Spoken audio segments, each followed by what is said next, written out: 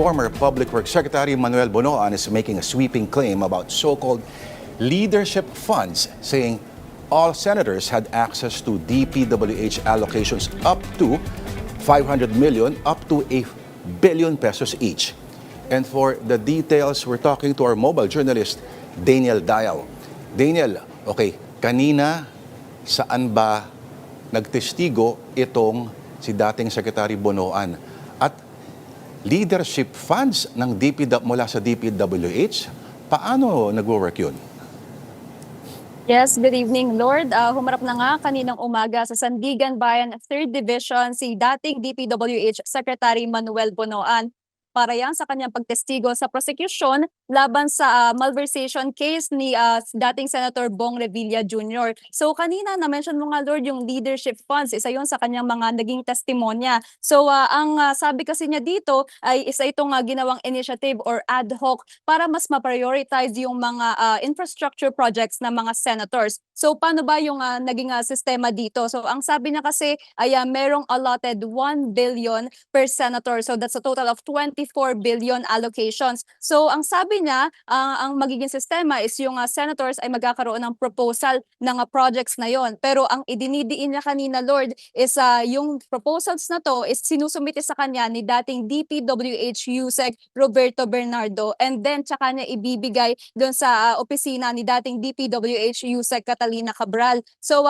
parang ang pinaka-pinopoint niya dito is hindi siya nakikipag-usap kaya dating Senator Bong Revilla Jr. at sa iba pang mga senators na nag-propose nga ng project. So maliban doon, isa yan nga sa mga sinabi niya at may mga lumutang din na pangalan na bago aside from Senator Jinggoy Estrada, ex-Senator Bong Revilla, ay nasabi din niya si Senator Bongo and then si Senator Robin Padilla. So sila din daw yung nag-propose ng budget for infrastructure projects. So apart from that, yun nga tama yung sinabi mo kanina, Lord, pagdating dito sa allocation ay may 24 billion pero kapag chairman ka lang, yun lang yung magkakaroon ka ng 1 billion. So given na si Senator Revilla ay chairman ng Committee on Public Works, so ibig sabihin nagka-allocate siya ng 1 billion. And then yung mga hindi naman na senators na chairman or hindi chairman na senators ay merong allocation of 500 million. So kanina, Lord, nasabi rin na sa year 2025 ay lahat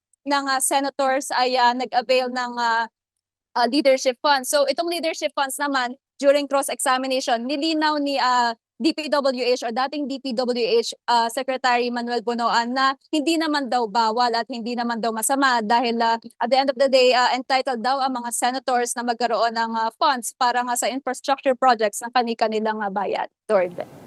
Kawawa naman yung makakatanggap ng 500 million lang. Paano nila mabubuhay yung mga pamilya nila doon? Oo. Pero, Daniel, ano naman nangyari daw itong mga to nung panahon na si Senator Mig Zubiri pa ang Senate President? Ano ang kinalaman naman dito ni Senator Mig Zubiri as Senate President noon? At anong reaksyon niya sa claim ni Bonoan?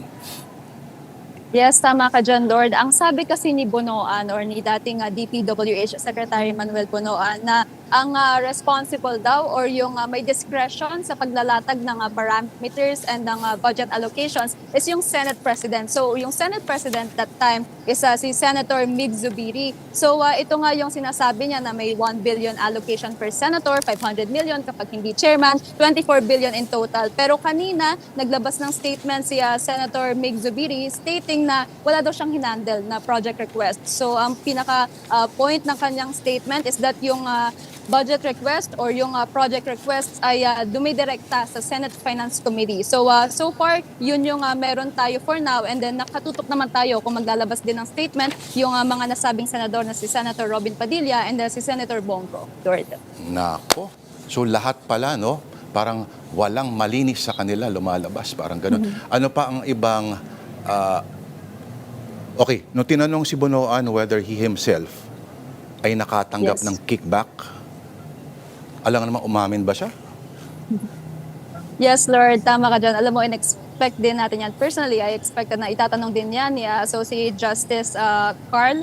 And then, kanina, nung tinanong yan, the room went silent, Lord. And then, isang statement lang yung binigay ni dating DPWH Secretary Manuel Bonoan. Ang sabi niya, I invoke my right may right to self-incrimination. So Alam mo wala na. siyang ibang statement na sinabi, hindi rin niya in-explain, pero posible kasi dahil may kinakaharap pa siyang pending cases ng graft and plunder dito sa Sandigan Bayan niya.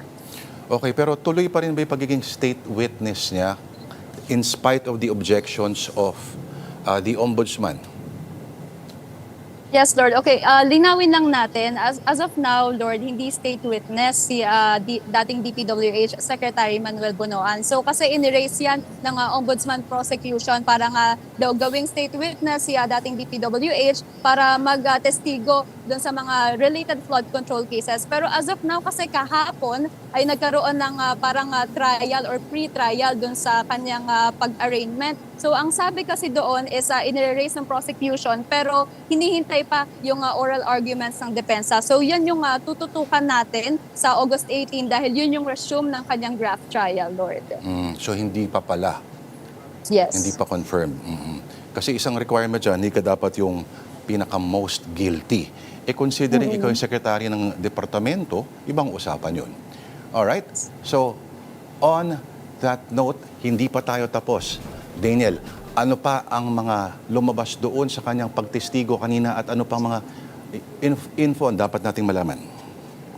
Yes, alam mo kanina, Lord, ma-share ko na lang din. Kanina kasi we were expecting na darating siya na naka-wheelchair, na naka-face mask. Kasi nga, as of now, nasa PNP General Hospital siya because of hospital arrest dahil meron nga siyang diabetes, chronic kidney disease at iba pang ailment. So kanina nung dumating siya doon, is wala naman ng wheelchair and nakakapaglakad siya. So very fit para magtestigo. So apart from that, ayun nga nasabi natin yung mga testimonies niya when it comes to leadership funds, and apart from that, yun nga dinidiin nga niya na si dating DPWH USEC Roberto Bernardo yung mga nakikipag-deal doon sa mga opisyal ng gobyerno. So ang sabi niya dito, Lord, is magkumpadre daw si dating DPWH USEC Bernardo at si ex-Senator Robin Padilla, Senator Bong Revilla. So, okay, tinawag ko lang, Senator Bong Revilla, Lord. Okay, so si Senator Bong Revilla daw at si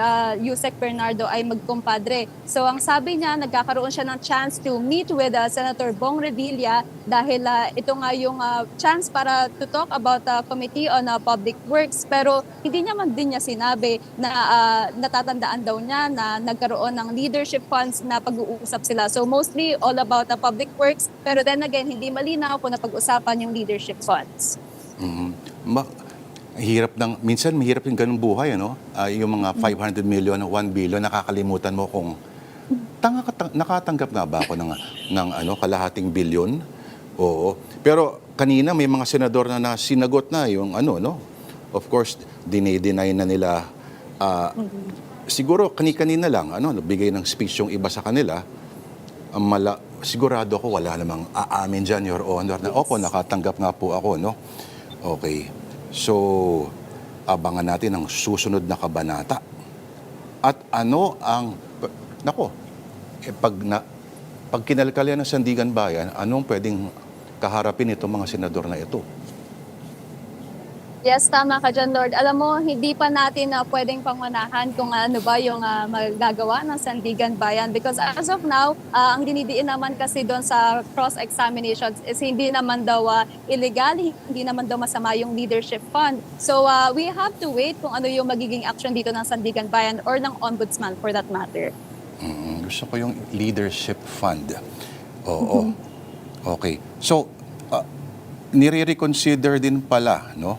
Sabi ng may mga i-reconsider si Bonoan as a state witness. Yes. Oo. Kasi last week, parang pinapatanggal na as co-accused. Daniel. Alright. So, abangan natin ang susunod na kabanata. Daniel Dayaw, ang ating mobile journalist. Thank you very much. Gandang gabi.